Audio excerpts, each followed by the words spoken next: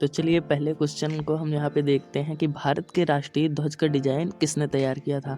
तो इसका सही आंसर है मैडम भीखाजी कामा। काफ़ी इंपॉर्टेंट क्वेश्चन है। उसके बाद है स्थायी सेना की प्रथा किसने प्रारंभ की थी। तो इसका आंसर है रजिया। उसके बाद अगला क्वेश्चन है स्वराज मेरा जन्म सिद्ध अधिकार है और इसे मैं लेकर रहूँगा। ये किसने कहा। बाल गंगाधर तिलक। उसके बाद साइमन कमीशन कब आया भारत में। तो ये काफ़ी इंपॉर्टेंट है 3 फरवरी 1928 में। इसके बाद कौन अंतिम मुगल सम्राट थे। तो बहादुर शाह सेकंड। तो ये भी काफ़ी इंपॉर्टेंट क्वेश्चन है। ये सारे क्वेश्चन इंपॉर्टेंट है जो इस सीरीज में है आपको देंगे। ये काफ़ी इंपॉर्टेंट क्वेश्चन है। तो चलिए अगला क्वेश्चन देखते हैं। उसके बाद अगला क्वेश्चन है 1893 ईस्वी में शिकागो में हुए धर्म संसद में भाग लेने वाले भारतीय आध्यात्मिक संत कौन थे। स्वामी विवेकानंद थे। उसके बाद सिंधु सभ्यता की लिपि किस प्रकार की थी। चित्रात्मक। उसके बाद सिंधु सभ्यता के लोग किसकी पूजा करते थे। तो मातृ देवी व पशुपति की।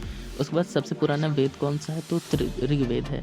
उसके बाद नवीनतम वेद का नाम क्या है। तो अर्थवेद है। इसको ध्यान में रखिएगा।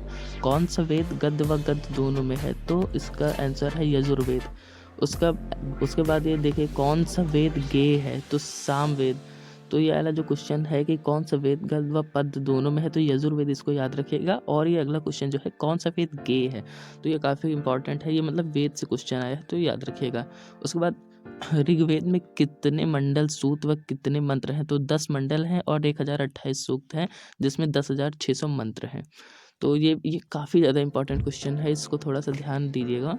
तो वैदिक सभ्यता के निर्माता कौन थे। तो आर्य थी। ये भी इम्पॉर्टेंट है। इसको ध्यान से मतलब कि याद कर लीजिए। पंचम वेद किस कहा जाता है। तो पुराणों को। उसके बाद पुराणों की संख्या कितनी है। तो 18 है।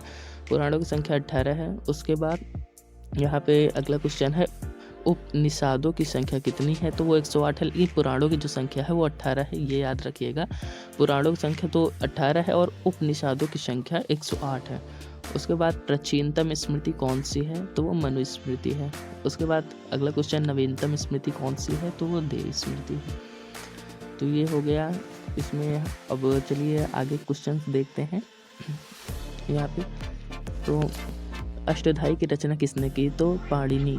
उसके बाद अगला क्वेश्चन है सत्यमेव जयते कहाँ से लिया गया। तो मुंडकोपनिषद से। उसके गायत्री मंत्र कहाँ से लिया गया। ऋग्वेद से। भारतीय दर्शन शास्त्रों संख्या कितनी है। तो यहाँ पे क्वेश्चन में थोड़ी सी मिसप्रिंट है। बाकी ये 6 है। तो मतलब कि कहीं कहीं क्वेश्चंस गलत छप चुके हैं। उसके बाद भारतीय दर्शन शास्त्रों की संख्या कितनी है। तो वो 6 है। उसके बाद यहाँ पे योग दर्शन के संपादक कौन थे। तो पतंजलि।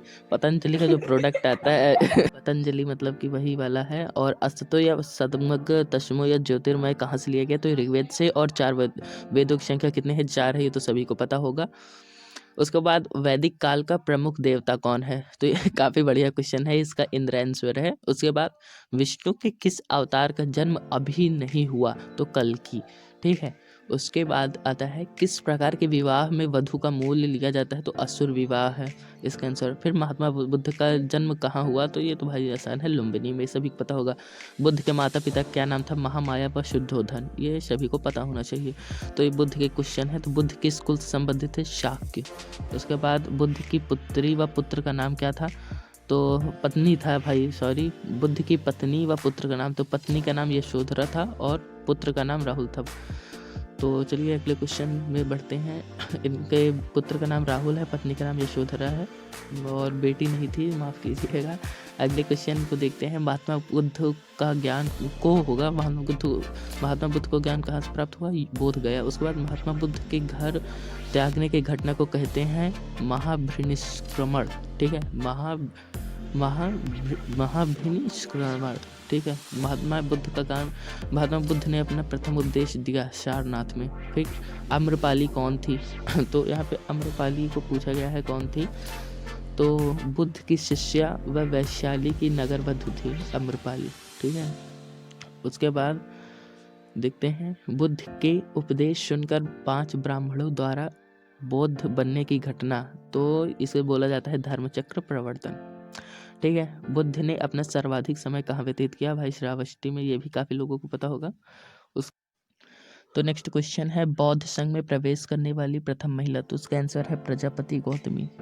उसके बाद त्रिपिटक किस धर्म से संबंधित है। तो बौद्ध धर्म से। हाँ, तो देख लीजिए त्रिपिटक किस धर्म से संबंधित है? बौद्ध धर्म से। उसके बाद त्रिपिटक है क्या? शुद्ध पिटक, विनय पिटक व अभिधम्म पिटक। ठीक है। उसके बाद महात्मा बुद्ध के प्रमुख शिष्य कौन थे? आनंद व उपाली। हाँ, आनंद व उपाली। उसके बाद महात्मा बुद्ध की मृत्यु कहाँ हुई? तो कुशीनगर में। उसके बाद बुद्ध की मृत्यु को कहा जाता है महापरिनिर्वाण। ठीक है। अगला क्वेश्चन है, तो नेक्स्ट क्वेश्चन है पंच महाचिन्ह। तो ये है सांड, कमल, बोध वृक्ष, घोड़ा और स्तूप।